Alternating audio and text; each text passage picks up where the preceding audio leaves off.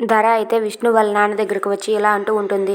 ఏంటి uncle, Vedavathi uncle ఆంటీకి అడిగితే ఓపిక మీద ఉండు అంటున్నారు. ఎంతసేపు ఓపిక మీద ఉండాలి? ఈలోపు వరలక్ష్మికి ఎక్కడ తెలిసిపోతుందో మా ఇద్దరికి పెళ్ళి అవ్వలేదని నాకు టెన్షన్గా ఉంది, తలనొప్పి వచ్చేస్తుంది అని చెప్పి అంటుంది. అది విన్న చిన్న అయితే, ఏంటి ధర నీకు తలనొప్పిగా ఉందా?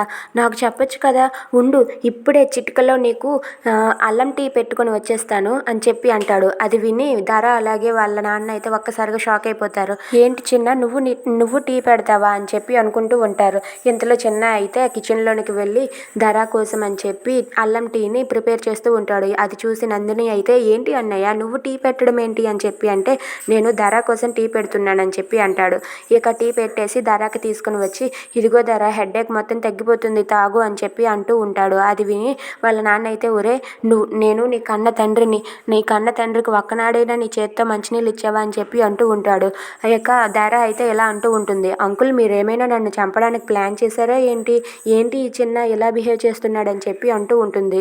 ఆ మాటలకు చిన్న అయితే అలా చూస్తూ ఉండిపోతాడు. ఇదంతా నా ప్రేమ ధర, నీకు ఎలా చెప్పాలి అని చెప్పి చిన్న అనుకుంటూ ఉంటాడు. If you like this video please like, share and subscribe.